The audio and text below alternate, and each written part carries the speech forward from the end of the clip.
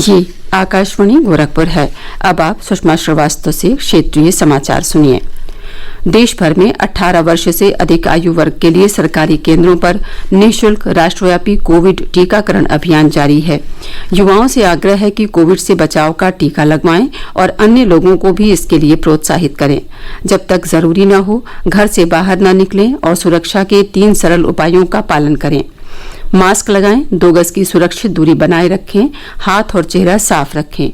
Covid संबंधी जानकारी और मार्गदर्शन के लिए राष्ट्रीय हेल्पलाइन नंबर 011-2397-8046 और 1075 पर संपर्क करें। और अब समाचार। प्रधानमंत्री नरेंद्र मोदी ने आज वीडियो कॉन्फ्रेंस के माध्यम से टोक्यो 2020 पैरालंपिक के लिए भारतीय पैरा एथलीट दल के सदस्यों के साथ संवाद किया। प्रधानमंत्री ने देश में खेल संस्कृति को विकसित करने के लिए तकनीकों में लगातार सुधार करने पर जोर दिया है। श्री मोदी ने कहा कि अंतर्राष्ट्रीय खेलों में पारंपरिक भारतीय खेलों को नई पहचान मिली है। प्रधानमंत्री ने कहा कि देश के 250 से अधिक जिलों में 360 खेलो इंडिया केंद्र खोले गए हैं और निकट भविष्य में इन केंद्रों की संख्या बढ़ाकर 1000 कर दी जाएगी। 9 स्पर्धाओं में भाग लेने के लिए 54 सदस्यों का पैरा एथलीट दल टोक्यो पैरालंपिक में शामिल होगा। ये पैरालंपिक खेलों में अब तक का भारत का सबसे बड़ा दल होगा। श्री मोदी ने खिलाड़ियों से बातचीत में कहा कि लोगों के जीवन में बहुत सारी बाधाएं हैं, लेकिन उनमें इच्छा शक्ति के कारण वे जिंदगी में बड़ा करने की ठान लेते हैं। तीरंदाज ज्योति बाल्यान ने अपने बारे में बताया कि कैसे वे पिता को खोने के बावजूद देश के लिए पदक जीतने की इच्छा रखती हैं। पैरा तीरंदाज राकेश कुमार ने बताया कि 2010 में दुर्घटना के बाद उन्हें बैठने के लिए भी 2 लोगों की मदद लेनी पड़ती थी, लेकिन 2017 में जब उनकी मुलाकात अपने कोच से हुई तो उन्होंने खेल में भाग लेने के लिए प्रेरित किया और इस प्रकार उनके जीवन में इतना बड़ा परिवर्तन आया। इस अवसर पर खेल और युवा कार्यक्रम मंत्री अनुराग सिंह ठाकुर ने पैरा एथलीट के जुझारू जज्बे को सराहते हुए कहा कि वे अंतर्राष्ट्रीय खेलों में अपना सर्वश्रेष्ठ प्रदर्शन करते हैं। उन्होंने देश भर के एथलीटों को सहयोग करने के लिए प्रधानमंत्री का आभार व्यक्त किया। प्रदेश विधानसभा का मॉनसून सत्र आज से शुरू हो गया है। वर्ष 2021-22 में विधानमंडल का ये दूसरा सत्र है। इस सत्र के दौरान सदन में अनुपूरक बजट पेश किया जाएगा।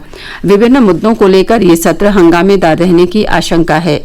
विपक्षी समाजवादी पार्टी ने आज सवेरे विधानसभा भवन के बाहर विभिन्न मुद्दों को लेकर सरकार के खिलाफ विरोध प्रदर्शन किया।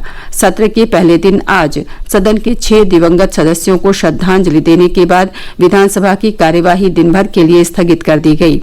इससे पहले सदन से बाहर पत्रकारों से बातचीत में मुख्यमंत्री योगी आदित्यनाथ ने कहा कि राज्य सरकार जनहित के सभी मुद्दों पर चर्चा के लिए तैयार है। विधानसभा अध्यक्ष ने कल सर्वदलीय बैठक बुलाई थी और विपक्ष से सदन के सुचारू संचालन के लिए सहयोग मांगा। प्रदेश 6 करोड़ कोविड रोधी टीके लगाने वाला देश का पहला राज्य बन गया है। प्रदेश में कल 23,67,000 से अधिक टीके लगाए गए। राज्य में 5 करोड़ से अधिक लोगों को टीके की पहली डोज लगाई जा चुकी है। मुख्यमंत्री योगी आदित्यनाथ ने रिकॉर्ड संख्या में टीकाकरण के लिए केंद्र सरकार से प्राप्त सहयोग, जन भागीदारी और स्वास्थ्य कर्मियों के प्रयासों के लिए आभार व्यक्त किया। उत्तर प्रदेश देश में सर्वाधिक कोविड जांच करने वाला राज्य भी है। प्रदेश में अब तक 6 करोड़ 94 लाख से अधिक कोविड नमूनों की जांच की जा चुकी है। कल राज्य में 1,83,000 से अधिक नमूनों की जांच की गई। इनमें से 90,000 जांच RT-PCR विधि से की गई। प्रदेश में पिछले 24 घंटों में 27 लोगों में कोरोना संक्रमण की पुष्टि हुई है, जबकि इस दौरान 24 मरीज स्वस्थ हुए हैं। राज्य में कोविड के सक्रिय मामलों की संख्या घटकर 420 रह गई है। भारतीय जनता पार्टी की जन आशीर्वाद यात्रा सरकार की जन कल्याणकारी नीतियों को लोगों तक पहुंचा रही है। केंद्रीय मंत्रिमंडल में हाल ही में शामिल किए गए केंद्रीय मंत्री इन यात्राओं का नेतृत्व कर रहे हैं। केंद्रीय वित्त राज्य मंत्री पंकज चौधरी के नेतृत्व में जन आशीर्वाद यात्रा आज सिद्धार्थनगर पहुंची, जहां भाजपा कार्यकर्ताओं ने उनका भव्य स्वागत किया। जिले की सीमा पर स्वास्थ्य मंत्री जय प्रताप सिंह, बेसिक शिक्षा मंत्री डॉक्टर सतीश द्विवेदी, सांसद जगदम्बिका पाल और विधायक राघवेंद्र प्रताप सिंह ने केंद्रीय मंत्री का स्वागत किया। इसके साथ ही क्षेत्रीय समाचारों का ये बुलेटिन समाप्त हुआ। नमस्कार।